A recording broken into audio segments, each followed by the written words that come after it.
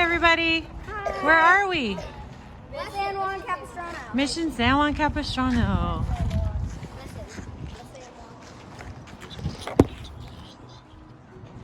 It's too quiet.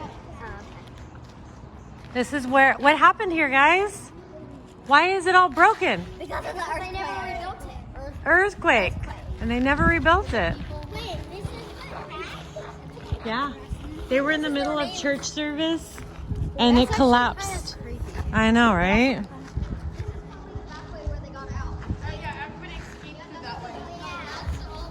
Can we go through there? Let's see if we can go through there. There was probably not something there though. No, this is probably the back way they got at it. Yeah.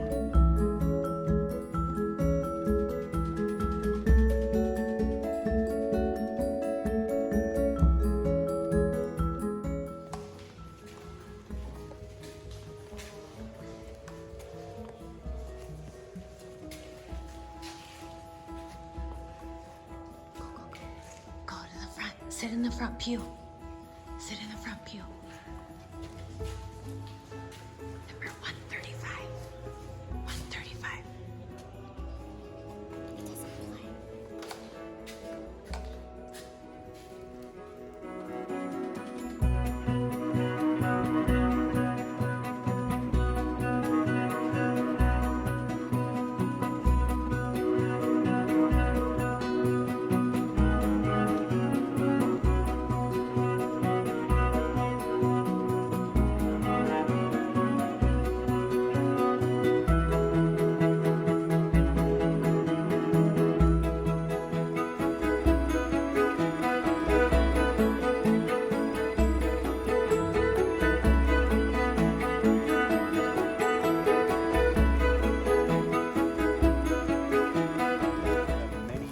Indigenous people who live in the state of California. If I recall, up to 300. And so it's obviously a stone, but what's something interesting about the stone? Yes. There are many like holes that kind of look like you could put like liquid or something that you want. They actually would use the baskets for storing, but it actually is a result of a lot of use. So what they would do, if we had a bunch of acorns that fell, but our pros are very determined to pick some, but I did find one here. They would make a certain dish, and it was called We Wish. Can you say We Wish? We wish. Excellent, very good. And so what they would do, so this is kind of an example. So you're not going to eat the skin or the shell. You're going to pop it open, and then there's going to be a seed. And then it's not going to just be one acorn, it's going to be a bunch of acorns. And then what you would do is you would grab a stone and you would grind it to a flour-like substance. And then from there, you're going to put it in one of these like stone vessels that are kind of over there, and you're going to soak it. You're going to soak it, and it's not only going to turn it into dough, but it also filters out the nasty, disgusting like tannic acid. It would just make it taste like all bitter. So they would filter out all the tannic acid so it would taste good. And then after that, they would cook or they would put the dough into a basket, and it's worth mentioning what these baskets consisted of.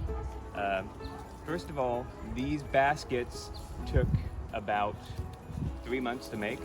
They're made out of like dried grass leaves, and so it was a very, very delicate process. That's one that you're gonna cook it, but tell me, are you gonna cook the basket over an open flame?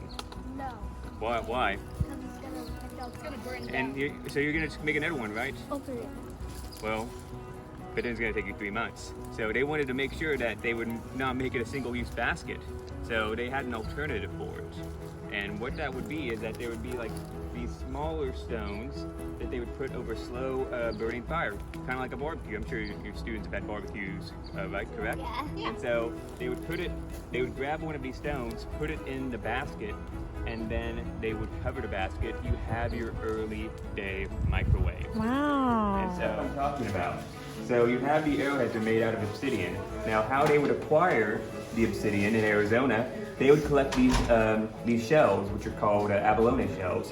What do you think about this abalone shell? What are some words that come to mind when you see it?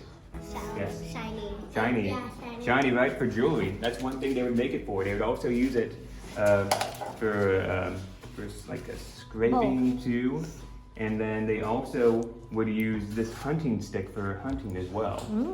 But what I find to be so cool, this abalone shell, it's endemic to the West Coast. So that means you can only find it in the West Coast of the United States. Wow. But they have found these shells in the East Coast. So that means the indigenous trade network was very complex, more complex than we Coast to can. coast. Yeah, coast to coast. Yes. Wow. Yeah, you have chocolate when it comes to the Americas, you can find in Colorado, and you can find resources in that same area that come from what is today Canada, or from the West Coast of the United States. So that's something that I find very interesting.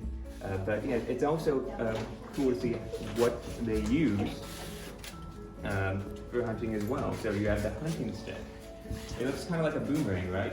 Mm-hmm. Yeah, so they could throw this thing 100 feet. Does that seem like a long distance? Yeah. Yeah. Crazy. And do you have a question? We went on a field trip last year and learned about the drugs. Yeah. I'm sorry? Native Americans and that dressed up in their When they're 3 or 4 years old? Look at the picture. I'm sure they Or started is this a doing different? maybe it's a duck decoy. Yeah. so Good that- job. Yeah. So that would make people think that it's what ducks. Another duck think it's an actual duck, and so they think, okay, coast is clear. And so, of course, back in the day, you have to fend for yourself.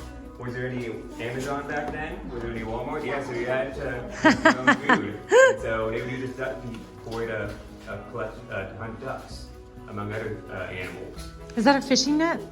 That is a fishing net, yeah. So they had a very complex and very thorough diet. So you had coyotes, deer, rabbit, fish for your proteins, and then you have citrus, you have your acorns, you have other grains that are a very important part of your diet. So what do you think about living during this time? Would it sound interesting? Yeah.